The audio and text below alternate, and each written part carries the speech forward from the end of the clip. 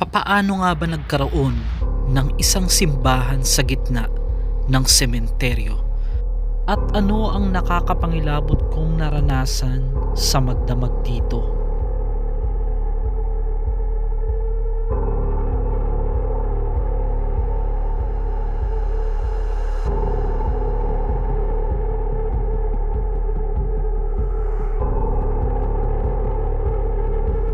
Itong abandoned chapel na ito ay may mga nakalibing din daw umano na mga pare sa loob. At hindi lang itong mga nasa ibabaw ang pinakalibingan niyan. Meron din sa ilalim mga master. Magpapagabi tayo dito. Aabutin tayo dito ng try nating magpaumaga dito po sa sementeryong ito na mayroong abandonadong simbahan. So maaga pa lang pumunta na ako dito from Bulacan. Almost 3 hours na biyahe mula Bulacan papunta rito para lang ma-vlog natin to. So babalikan ko to mamaya at tignan natin. Pero kung bago ka dito sa channel natin, mahilig ka sa ganitong mga vlog, hindi lang po sementeryo yung pinupuntahan natin, ay mag-subscribe ka na para ma-update ka. Mag-iimbestiga tayo dito mga master kung merong magpapanamdam. So ito habang Clark, baka pangalan ito ng no? Sabi hindi, may sumitsit. Narinig mo? Hindi ito yung Pusak.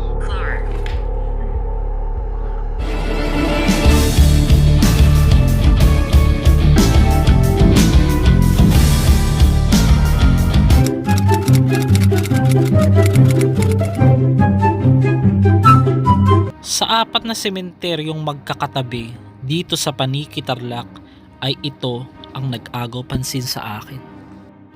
Ito ay masasabi nating Camposanto o isa sa pinakalumang chapel sa gitna ng sementeryo. Kumbaga, wala pa ang mga patay na yan ay nauna na ito itinayo ng mahigit 1930s o 100 taon ng mahigit ang nakakaraan.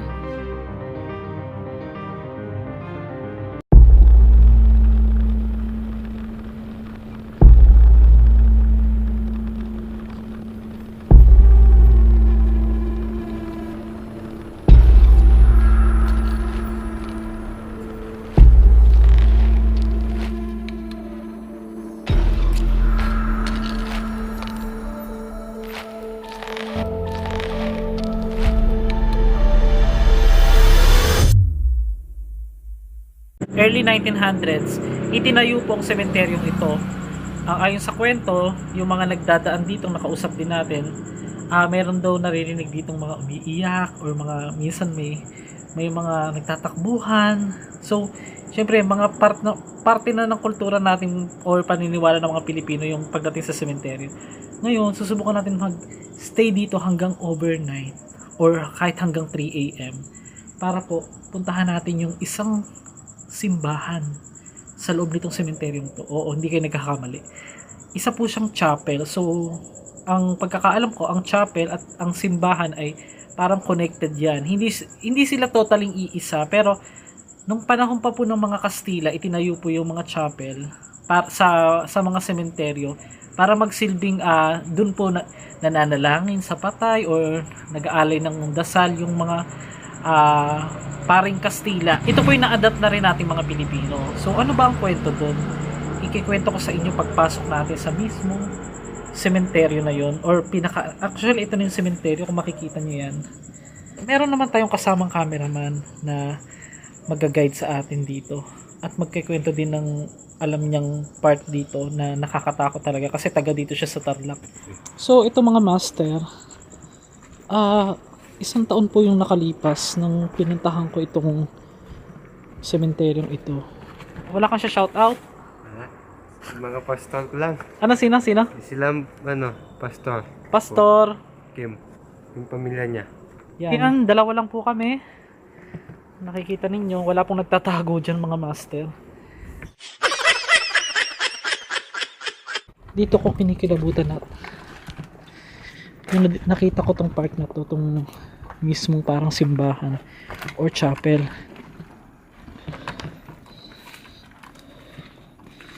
So iyan siya.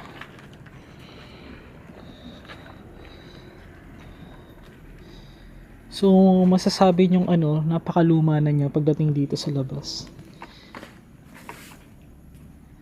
May narinig ka? Ayan oh. Parang umuugong. Baka mga motor lang yun. So 12 na po ng gabi. At iiwasan ko po muna maglagay ng mga music background. Dito. Wala ka nafe-feel? Ha? Wala pa. Wala pa naman. So comment below ano yung idea nyo. Kasi meron dito inilibing 92 years old. Tapos inilibing po siya rito ng 1964. Hindi ako nagkakamali. So ang kagandahan naman dito sa sementeryo ay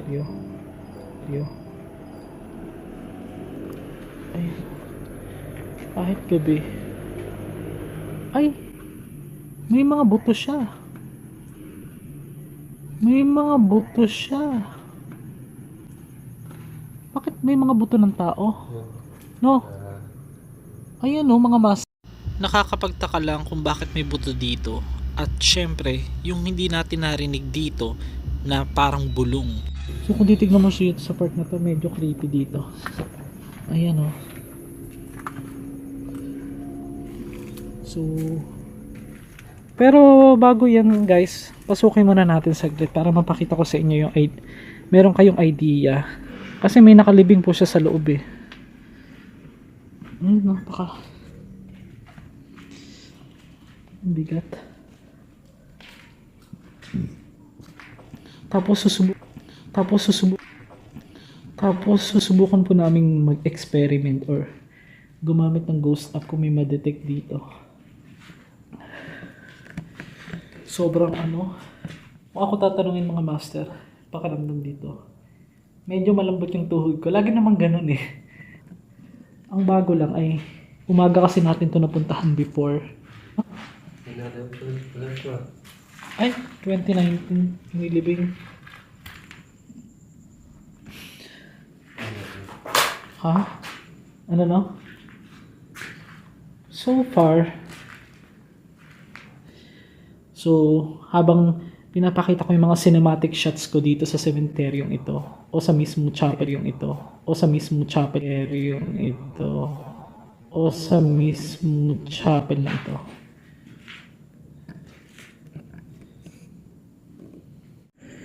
So ito habang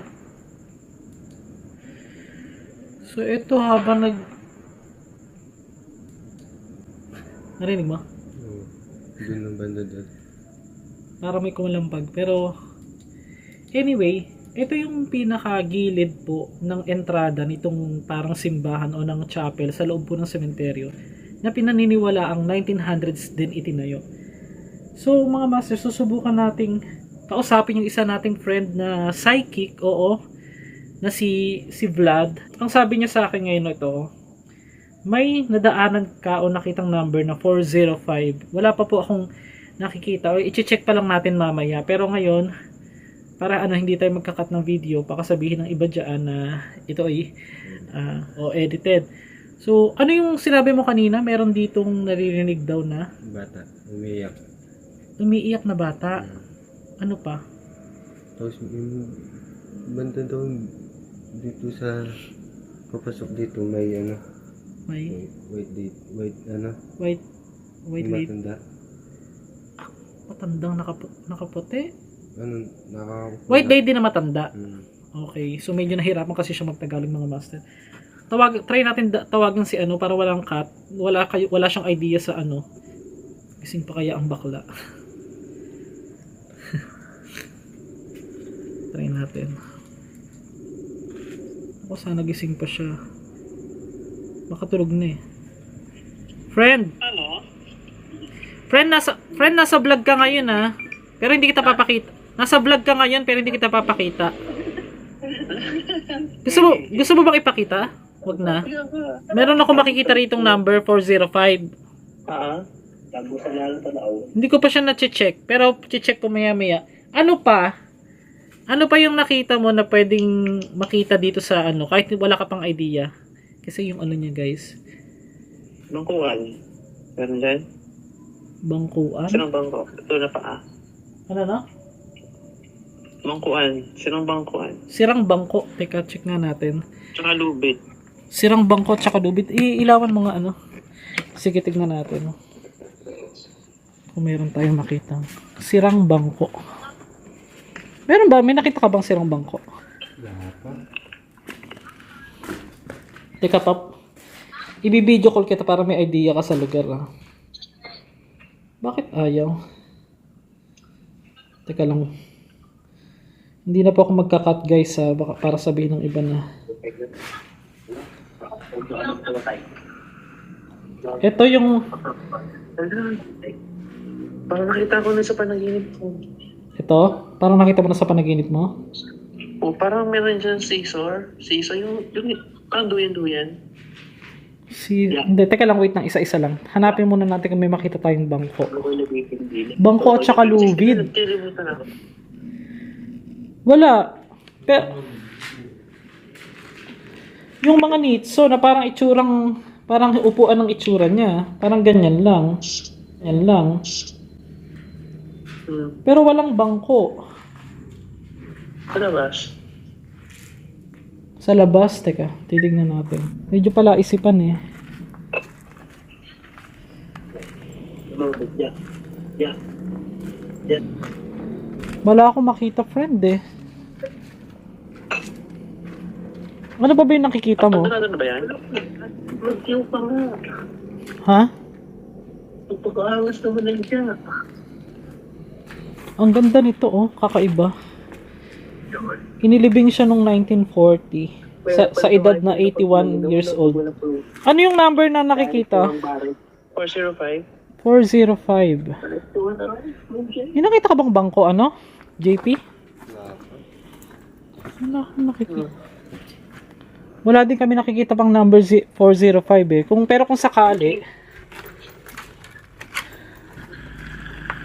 Naka-live ka talaga? hindi, ano to, naka-vlog lang ako, hindi ako live. Curious ako sa sinasabi mo, baka may makita akong ano eh. Wala. Walang bangko dito. Wala din ako nakitang lubid. Yung number na lang siguro, try naming maghanap kung may makita. Wala eh. Wala. Siguro baka sa ibang part. Nandito na kami sa labas, highway na Dito to. poste. Yung poste din ano. Ano nga ba yun? Ha? Kaliwa. Ayan. 2023, 2022. I-minus mo yan. Sa bang I-minus mo yan. Mga naglalabas doon. Basta 2023 eh. Akala ko lubid to. Hindi pala. Sorry po. Balikan kita friend, wala pa akong makita eh. Sige. Kasi dito, ano sabi mo kaninong number? 405. 405 lang sa may rason. 4. Meron dito 1945. Tapos may tali sa number niya. So habang nagpapalipas muna kami 20 minutes bago mag 3:00, ay may napansin ako dito mga libingan.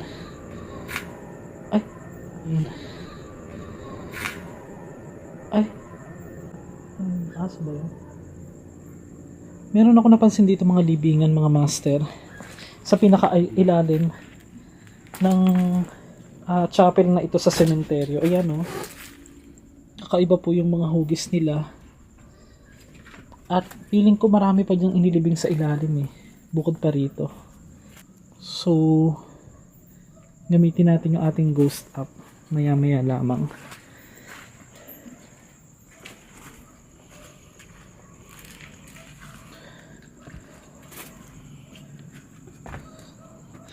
So ito po mga master, 3:01 AM na po. At ito na. Dito na tayo mag-start ng ano, kasi may paniniwala yung ilan na pag ganitong oras ang creepy. Ay talagang naglalabasan daw ang mga kakampi ng kadiliman. Actually guys, hindi ko siya totaling cameraman itong si JP. Nagpasama lang ako sa kanya kasi medyo mahirap po. Dito ka sa part na to. Tungtong ka dyan. Yan. Medyo mahirap po kasing mag-isa dito. Lalo na po dito sa Tarlac. Medyo delikado rin po yung ibang part dito. Lalo na gabi na. Ngayon gagamit tayo ng Ghost App. Ngayong alas 3 na po. 3:02 AM. Yan. Gagamit tayo ng Ghost App. Para malaman natin kung meron bang ano. Kasi nilalamig ako bigla. Ewan kung bakit. So, disclaimer hindi po tayo 100% maniniwala sa Ghost App nito. Susubukan na natin kung may something ma-detect or gamit itong ano na ito.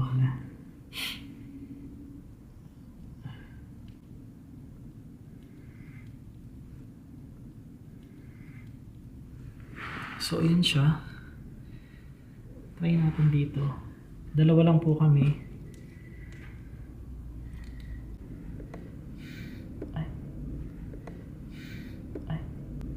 Rinig mo? Ano yun? Clark. Car. Ano sabi? Hindi, may sumitsit. Narinig mo? Dito yun. Pusang.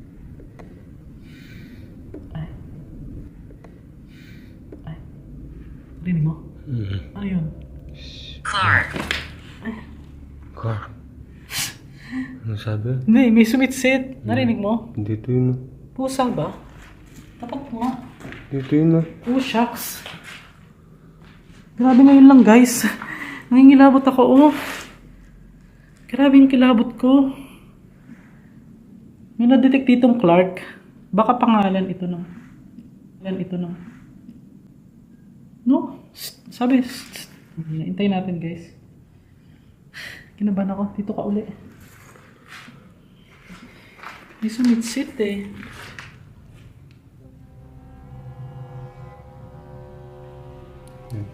The children are heard. The children are heard. So, pakita mo, may mga puntod ng bata. Wala pong idea itong application, guys, Yung lumalamig, oh. Pakita mo, puro puntod po ng bata ang nakalibing. Tapos may sinabi pong application na the children are heard. Ayan, oh. So, ano pa tayo? Tignan pa natin kung meron pang detect. Yan po mga bata yung kalitan. Pakita mo. Yan. Yan. Yan puro mga bata. Yan ako yung camera. Yan. Puro mga bata. Meron naman dito isang nilibing naman. First time ko pong actually, this is my second time na, mga master, na mag-vlog ng alas 3 ng madaling araw. I-attach ko dyan sa screen way back 2 years ago.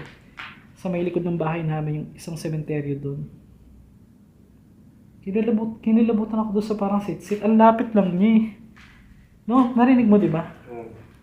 Yan, no, dalawa lang. Ano lang yan? Nasa tabi mo lang. Oo, nasa gilid ko lang siya. Sa Kung gilid. pala mo, dito lang siya. Nasa gilid dyan, oh.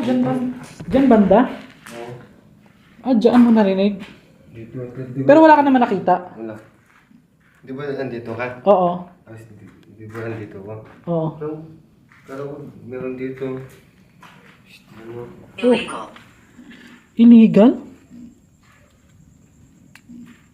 What do you mean by illegal? We have to go?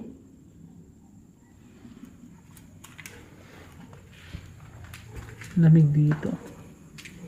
Dito malamig, dito mainit. May scientific naman. Explanation.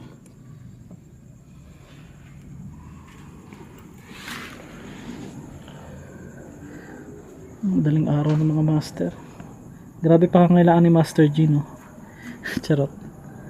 Paki-like naman po ang video at paki-suportahan, pa-share. At hindi na po kami magtatagal dahil iba na po yung pakiramdam ko, mga master.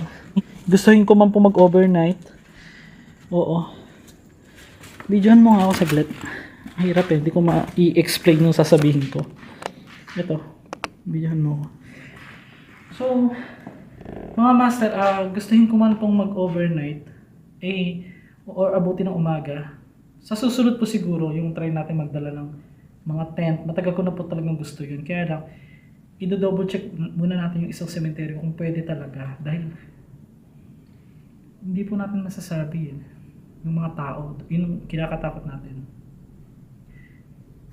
Yung mga tao na pwede gumawa sa'yo. Pwede gumawa sa'yo ng masama. Oh, sabi worship, oh. Ibig sabihin, may nagsisimba dito. Worship. Pagsamba, meaning nun. Magaling nga itong ano na to application na to Magaling siyang mag-connect ng mga bagay. So, sa mga gusto po ng panibagong content, I'm in my 50s. I'm in my 50s. Nasa 50 years old daw siya. Tama? Sa mga gusto pong mag-request ng mga content na mga kakaiba, antayin niyo po yung mga vlog natin sa mga isla. Meron na po ako mga kausap. May mga abandonadong isla tayong pupuntahan. At patutunayan din natin na hindi lang tayo pang sementeryo talaga. Syempre, pagka master gala, dapat hindi lang talaga puro sementeryo. Naging focus lang tayo sa sementeryo nakaraan. At may mga natulungan din tayong ilan dahil nga sa mission nga natin na matulungan sila sa pagdating sa mga kinukulam, yung mga ibang na biktima. Pero kahit ako nasa peligro yung buhay ko, nasa panganib, kasi pwede po akong balikan ng mga mangkukulam na yan Pero itinitiwala ko pa yung buhay ko sa Panginoon mga masa, kasi hindi natin hawak ang buhay natin Yun na lang isipin mo, hindi mo naman hawak ang buhay mo. Kaya dapat lagi nakatiwala niyan. Huwag kang magtiwala sa sarili mong buhay.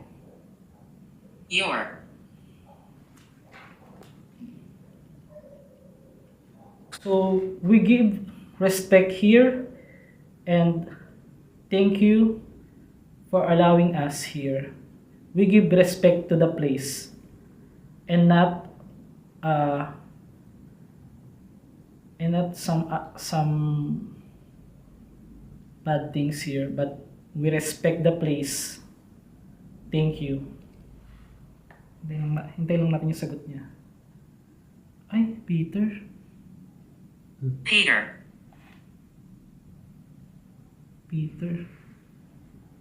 Meron ba nakalibig na Peter dito? Baka doon sa gitna. Check mo nga kung may nakalibig na Peter.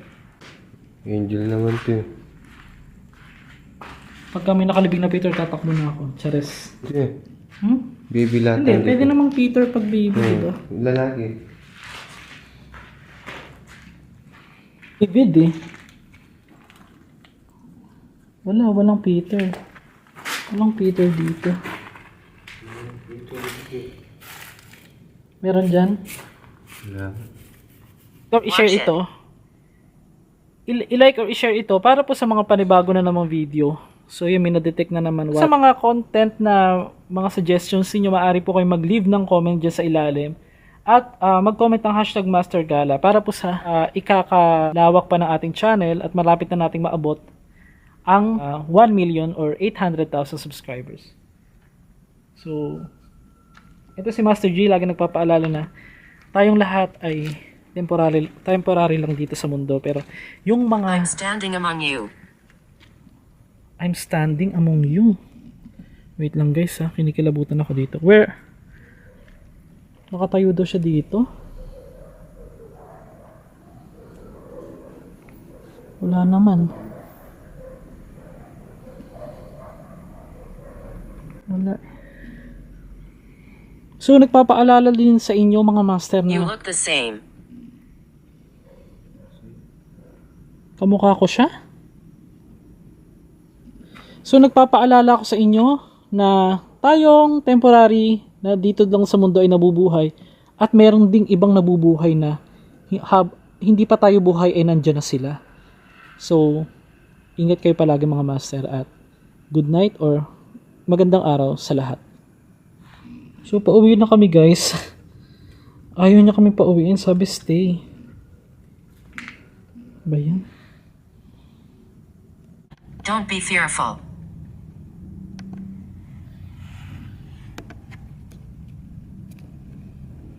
Ayan may na-detect na naman. Don't be fearful. Huwag raw matakot. Huwag magtatakotin. Ancient Spirit. Tsaka nakalagay dito, habang nagpipicture ako ng pang thumbnail, ay we're delighted you're here. Ibig sabihin parang masaya sila. Nandito kami. Oh my gosh.